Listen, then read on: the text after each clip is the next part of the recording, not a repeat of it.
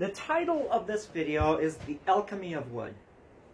I don't know why I thought about it, but as much as possible I try to think about all these little tidbits of information that float my way from various sources. Like the idea of chewing fish bladders to make the glue and then trying a bow, which this is working out really well. It has a few more fissures forming in it than if I was to start with dry sinew bundles and then the hot hide glue kind of method and lay them on here like I normally do. I used actually I had my tendons reclaimed from another bow, the sinew strands, just in a Ziploc bag with a very watery glue mixture, and that's what I used. It was liquid at room temperature, and I put it on here, and although fissures formed, you know, I'm picking at the edges and feeling this thing. This appears, before ever being flexed, to be a really solid, well glued on layer of sinew. And just, if you watch my other video, I was just chewing on sinew and then just wrapped that without gluing it. Those wraps that are glued down just with the gluey nature of sinew, wonderful. You know, so you do not need to take glue, an over amount of glue. It's been raining today, and so the school field trip that was supposed to roll in here at 8:45 was canceled. So I got a little break. Sticking down really nicely. Okay, I'm going to diverge a little bit. First, I'm going to talk about my main theme, the alchemy of wood. And so the tidbit of information that I am bringing to bear is this notion of curing wood in water or salt water. And so I don't believe there's really a curing process going on, but as I've found in my travels, that just soaking your staves puts off the drying, over wets the wood, makes it really easy to work, which that extra moisture that you put in there by soaking it disappears rather quickly. It prevents insect damage, it prevents the wood from splitting because it's not drying. That in itself, just soaking in fresh water, is a good thing. It's worked out for me. But then it's like salt water. Salt crystallizes. Crystals are relatively hard. Borax, for example, was accessible to primitive people, and other things. What would happen if you had a salt solution? Salt was accessible. Make up a salt solution, whether or not it's sodium, God, my mind is so shot. Sodium chloride or potassium chloride or even borax in water. What would happen if you soaked, say, like something akin to white cedar, which doesn't have the compression strength of a lot of other woods. You know, it's borderline. You can make like a 35, 40 pound bow easily out of white cedar. But what if you wanted to take this white cedar, if it was all that you had at hand or other softwoods, what if you wanted to give it just a titch more compressive ability? Just a touch more, because sometimes bows fail at that draw weight, at that draw length. They're just right on the edge. What if you were able to just push that edge back just a little bit? If you were to soak this in a solution of stuff, wood crystals in fact form in the wood. It doesn't need to be lithified, you know, you don't need to have like a solid rock surface. But would the crystals that formed in here, would they be able to push that edge away a little bit, just to give you a wood that's a little more, and I'm not talking grade, I'm not talking about turning white cedar into Osage orange. Would it tip that balance between failure and success?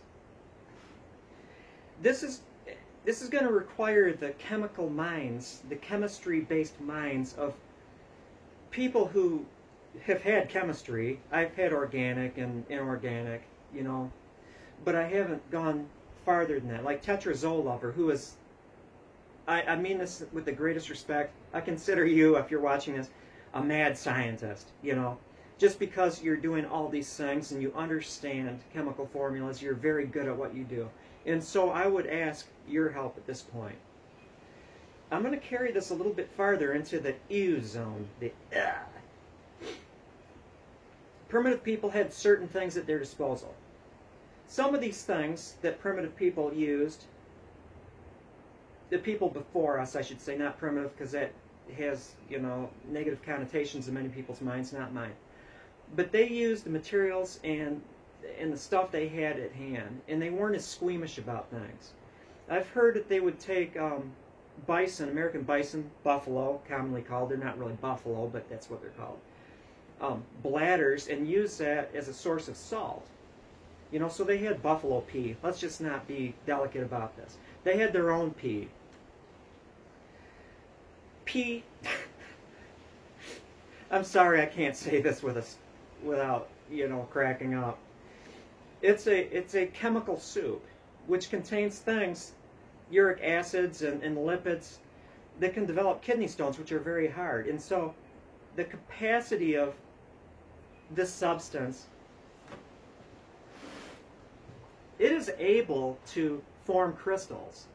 And I'm wondering if you didn't have your carton of Morton salt, you know, or buffalo bladders full of pee or whatever, you had your own stuff. I mean, that's how they would make saltpeter, you know, for gunpowder. Everyone pee on the straw pile, you know. So people were aware of crystallization. I'm not going to do it. This is going to be a thought experiment, because I'm not going to handle something, if you get my drift. But if you had to use something like white cedar or another wood, if you had to, would there be a way, if you didn't have access to salt, to use that substance to crystallize within the wooden structure to tip that balance of the bow? Not encouraging you to do this. This is going to be just a theoretical discussion at this point for obvious reasons. If you are a chemist, if you are a biologist, you know, human biology, whatever that branch of science is, do you think that it would be possible to soak your wood in there, cause crystallization to form, to change us, the alchemy of wood? Do you think it's possible? Now, in a more delicate way, more delicate, more proper, less icky, because I am, after all, a modern human being, and so I was raised with certain sensibilities. I'm going to take white cedar, western red cedar, about the same thing, both thuja. I'm going to take, I'm going to make bows, short experimental bows, exactly the same. I'm going to use my table saw and stuff, so I get exact same dimensions, taken from the same piece of wood. Make a series of mini bows, not just two, but a grouping of them, so I can test this. I am going to soak half of those mini bows, that are all exactly the same, in a highly saturated salt solution, and just leave them there for a long time. Maybe I'll be super scientific and, you know, measure it. This mini bow, or these mini bows, were soaked in the salt solution, certain saturation for a week, the others 2 weeks, the others 3 weeks, whatever. I'll figure that out. The other ones will just be raw. Because of the lack of tensional strength of these, because I want to develop crystals, I want to develop compression failure in these. I don't want tension to play a part in it, so I'm going to use cloth.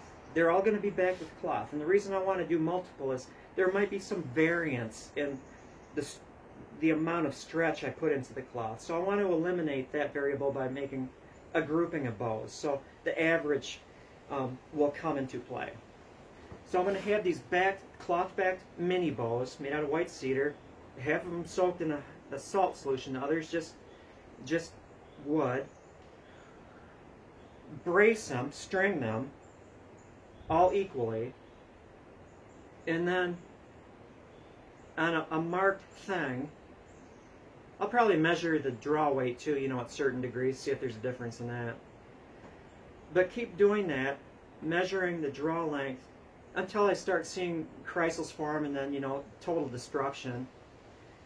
And see if there's a difference between the salt-soaked mini bows and the non-soaked mini bows. There was a question somebody proposed to me, do you think that native populations in North America ever laminated wood on wood? Well, the Sami did it with compression pine bellies and then birch strips for the backings. They had to, because they weren't growing up in this temperate forest with the white ash and the maples and the oaks and stuff. They had to use what they had to use, so they developed these bows. Maybe the natives in the boreal regions of North America, boreal, you know, the northern part that have more spruces and firs and pines and stuff like that than Osage orange. Maybe they did that. I don't know.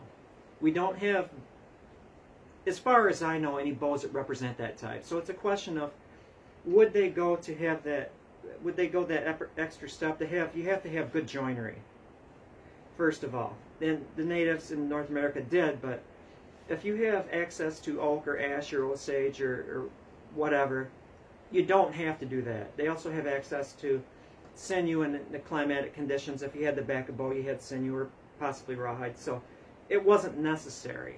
People do things when it's necessary, or else they're like me. I'm going to soak some wood in some salt water just because they're curious, and I'm sure people back then were curious. So the long and short of it is, I don't know. I have to believe that somewhere at some time, native peoples in North America did laminate wood on wood, but was it common? Was it necessary? Probably not. It might have been just like somebody that had some time and they just wanted to see how it would work. But it was too much effort to have totally flat surfaces and bond it with a fish bladder glue or hide glue. It just wasn't necessary because they had access to sinew.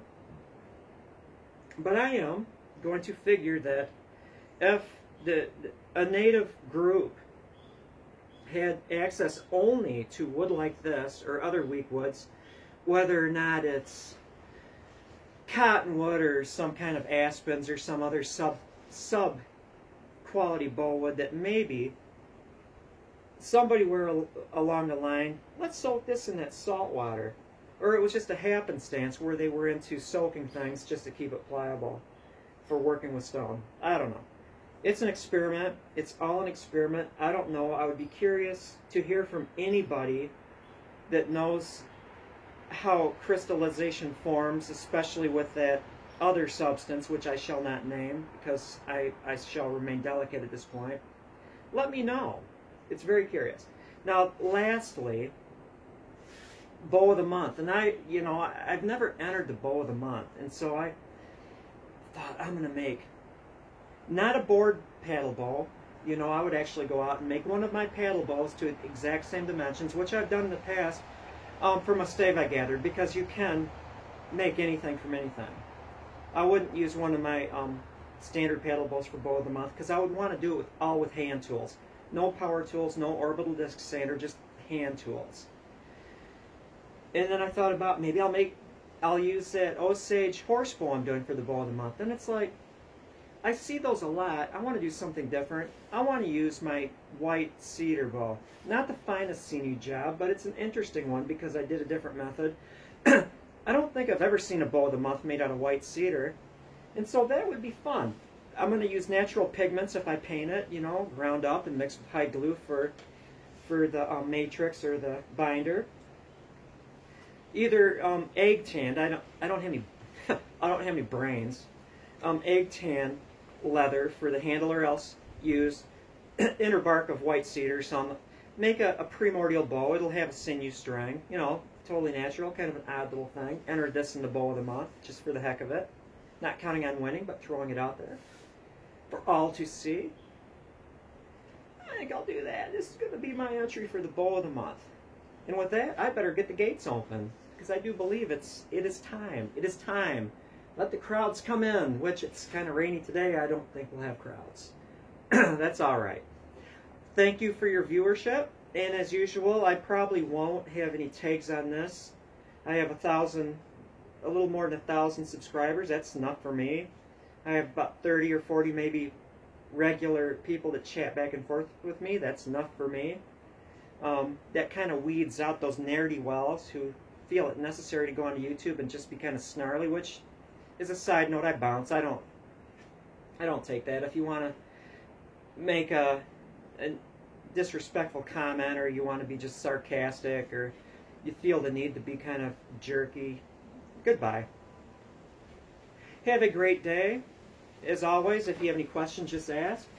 Don't take that last bit for if you give me a good criticism or say, John, you're wrong about this, you know, that's great. I'm open to that. It's just the people I bounce at are just kind of goofy, you know, and just have no business prowling around primitive bow sites, because we maintain dignity, we maintain a great level of respect. We are an island unto YouTube as far as how people should behave in a civilized fashion. Goodbye.